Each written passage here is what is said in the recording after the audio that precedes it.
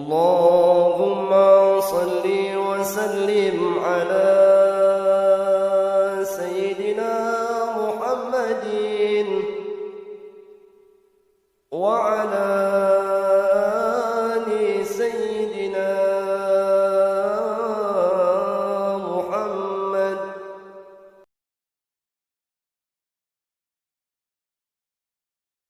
الجلال والإكرام يا ذا الجلال والإكرام اللهم افتح لنا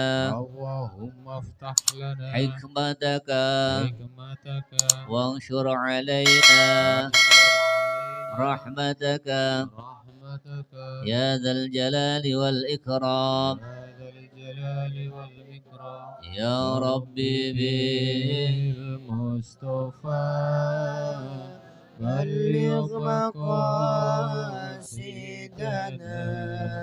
واغفر لنا ما مضى يا واسع الكرم محمد سيد الكونين والثقلين والفريقين من عرب ومن عجم يا رب بالمصطفى بلغ مقاصدنا واغفر لنا ما مضى يا واسع الكرم نبينا الآمرون ناحي فلا أحد أبر في غير الله منه ولا نعم يا رب بالمصطفى بلغ مقاصدنا واغفر لنا ما مضى يا واسع الكرم هو الحبيب الذي ترجى شفاعته لكل هول من الأول مقتحم يا رب بالمصطفى بلغ مقاصدنا واغفر لنا ما مضى يا واسع الكرم اللهم صل وسلم وبارك عليه وعلى آله.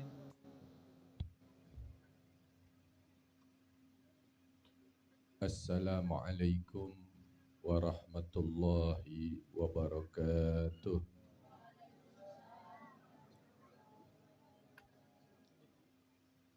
Bismillah walhamdulillah wassalatu wassalamu ala rasulillah Sayyidina Muhammad ibn Abdullah wa ala alihi wa sahbihi wa mawalah wala haula wala quwwata illa billahil aliyyil azim. Alhamdulillah, sumalhamdulillah. Puja dan puji syukur tak lupa kita aturkan kehadirat Allah Subhanahu wa taala. Salawat serta salam tak lupa kita aturkan dan kita curahkan kepada Nabi kita tercinta, baginda Nabi besar Muhammad sallallahu alaihi wasallam. Hadirin wal hadirat rahimakumullah. Di sini ada dua pertanyaan. Yang pertama, di lingkungan saya, depan, belakang, samping, kanan dan kiri. Ada kos-kosan, ada yang campur wanita dan laki-laki. Apakah benar rumah yang saya tinggal akan terkena musibah dan lain-lain? Karena yang saya dengar seperti itu. Lalu bagaimana yang harus saya lakukan? Bercampurnya seperti apa? Ya. Kalau dia bercampurnya satu kamar laki dan perempuan yang bukan muhrim. Kalau kayak begini ya, petakan kos begini bisa kan? Atau ada juga yang dia membuka kos khusus perempuan, ada juga yang khusus laki-laki. Taruhlah ini kosan, tamu keluar masuklah yang tak dikenal ya, yang kita tidak kenal. Udah jelas mereka udah pasti bukan muhrim, mau laki atau perempuan. 40 rumah depan, belakang, kanan, kiri terkena musibahnya. Azabnya dapat ya, jangan enggak. Jangan disangka kagak. Kemaksiatan yang ada dampaknya mengenai 40 rumah di sekitarnya. Nah, ini yang mesti kita cegah. Ya. Lalu apa yang mesti kita lakukan? Apabila pemilik kosnya membiarkan, kita kan punya yang namanya ketua RT. Ya. Contoh depan rumah Anda deh, samping rumah tuh ada 2 tingkat itu kos. Yang ngekos mayoritas wanita malam. Iya. Sebelum tahajud kalau mau cuci mata keluar mereka baru pada pulang tuh. Ya. Saya ajak duduk mereka. Saya ajak duduk. Saya katakan, kalian ini semua rezekinya udah dijamin sama Allah. Allah udah jamin rezeki kalian termasuk rezeki Anda.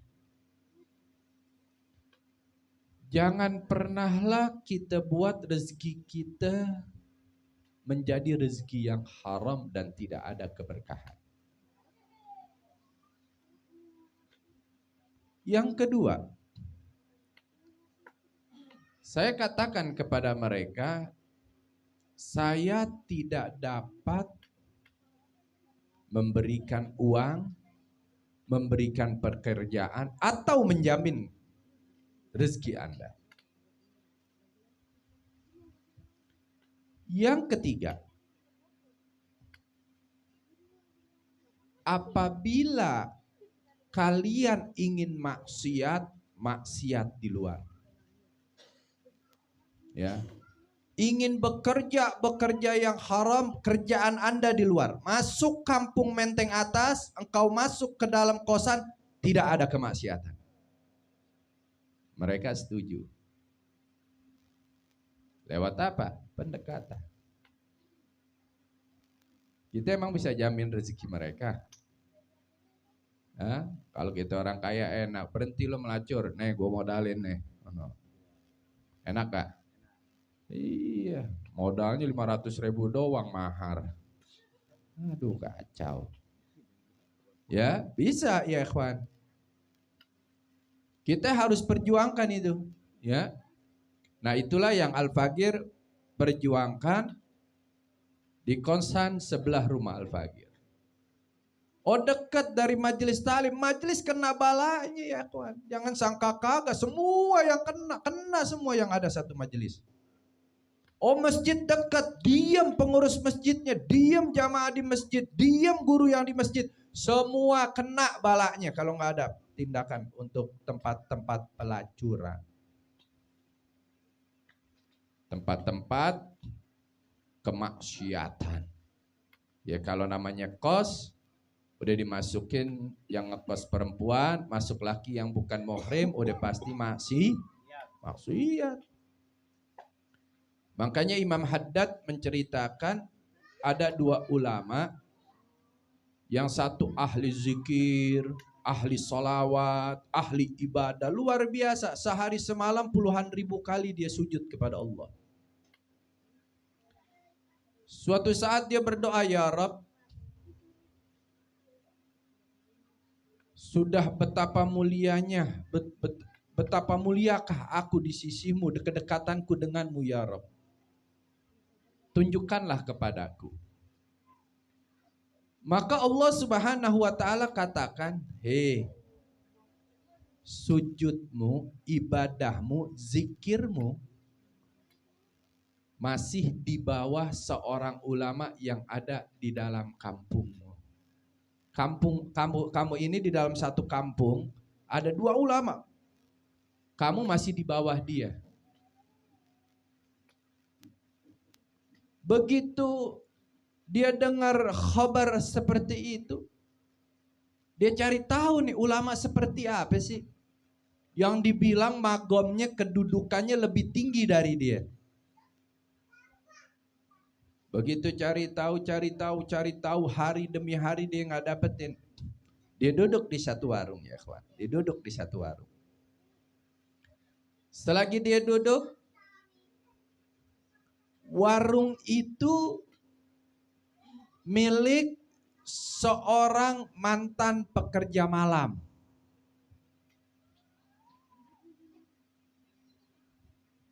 Aku minta air dong, aku haus. Diambil, ditanya, Yai, Ustadz, Syekh, aku perhatikan engkau ini lelah. Dari mana dan mau kemana? Begitu dia lihat nih perempuan ada perubahan, dia tahu nih perempuan wanita malam. Dia tahu. Aku mencari seseorang yang bernama Fulan bin Fulan. Kira-kira kamu tahu nggak? Kalau mau nyari dia jangan di masjid, jangan di majelis taklim.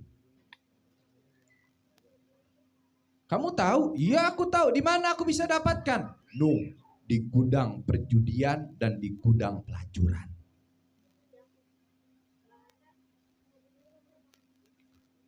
Begitu dia temui di gudang perjudian, betul ada sosok ulama tersebut. Begitu dia hampiri sama dia, apakah betul yang aku dapatkan bahwasanya engkau ini kok magamnya dikatakan lebih tinggi daripada aku? Aku ini punya kedudukan di bawahmu. Si ulama ini bilang, kamu mau tahu gak sebabnya apa? Sebabnya kamu itu sholat sendiri, zikir sendiri. Tatkala kamu sujud, di depan rumahmu lagi pada minum-minum. Tatkala kamu lagi zikir, di depan rumahmu lagi asik banting kartu. Tatkala kamu lagi bersolawat, di depan rumahmu lagi banyak perzinahan. Kenapa Allah angkat derajatku lebih tinggi darimu? Tadinya di gudang perjudian ini ada 500 orang. Sekarang 250 orang sudah masuk masjid dan musola. Ini perjuangan ya ikhwan. Ya, jadi jangan kita nganggap kita ibadah kita dan kemaksiatan kita biarkan ibadah kita diterima, enggak begitu. Coba suruh petani kagak berantas hama. Hah? Gimana? Kalau kerjaannya nanam melulu, hamanya dibiarin, gimana? Enggak jadi panen. Bapak ibunya ngaji, rajin ibadah, tapi pergaulan bebas di lingkungannya dibiarkan, anaknya nggak akan kena ya ikhwan. Ya. Nah, walaupun begitu, tidak semua petani bisa memberantas hama. Dan tidak semua dari kita juga bisa memberantas kemaksiatan. Tapi kalau ada keberanian, ya, ada ilmu, ada cara, kerjakan. Al-Imam Yazid Al-Bustami itu di depan majelisnya ada tempat maksiat terbesar, seberang majelisnya ya kawan. Al-Imam Yazid Al-Bustami bawa duit 1 koper, pakai imamah, pakai jubah, pakai gamis, dia masuk tuh tempat pelacuran. Apa kata Imam Yazid Al-Bustami? Hei, siapa yang mau main dengan aku malam ini, tidur dengan aku malam ini, aku bayar dengan uang 1 koper. Ulama, kita jangan ngikutin. Bukan kelasnya, aneh aja nggak bisa, inti lagi. Ya, lain, magomnya lain. Tapi ini yang namanya kemaksiatan wajib dengan cara apapun kita hilangkan dari wilayah kita ya kawan. Akhirnya ada satu perempuan, kalau yang lain, wah jangan, ini wali. Ini seorang ulama besar, nggak ada yang berani ngambil uangnya. Ada satu perempuan nantang. Aku mau tidur denganmu, tapi benar kau bayar dengan duit 1 koper. Iya, aku bayar. Kalau begitu aku ambil dulu uangnya. Kau ambil itu uang, diambil itu uangnya. Masuk ke dalam kamar. Sampai di dalam kamar, Al-Imam Yazid Al-Bustami mengatakan, hei, engkau sudah aku bayar ya? Iya. Berarti engkau wajib nurut dong dengan apa yang aku perintah. Iya. Baik. Kalau begitu, sekarang kau tunggu di ini tempat tidur. Tunggu di tempat tidur. Imam Yazid Al-Bustami masuk kamar mandi, buka seluruh pakaiannya ya, mandi.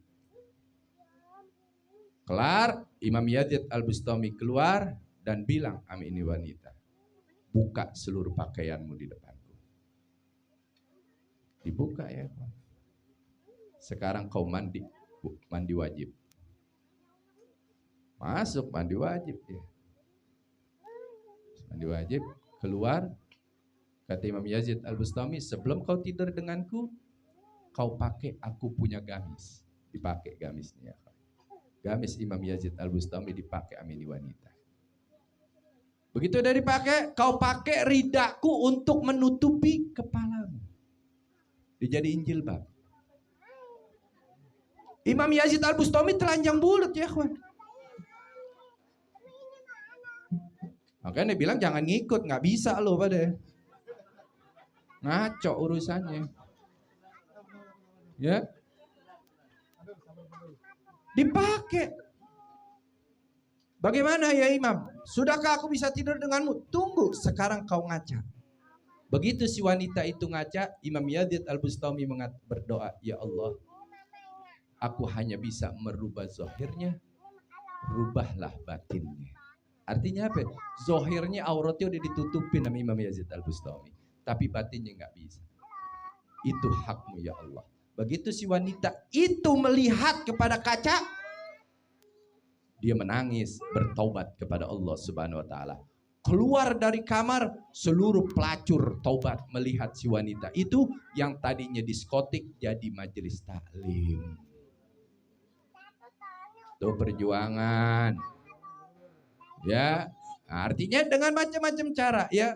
Jadi bagaimana kausan begitu? Lapor sama RT ya. Kalau RT nggak mau begitu, warga emang semuanya warga doyan maksiat di sini, mau kena azab, tanda tangan kelar.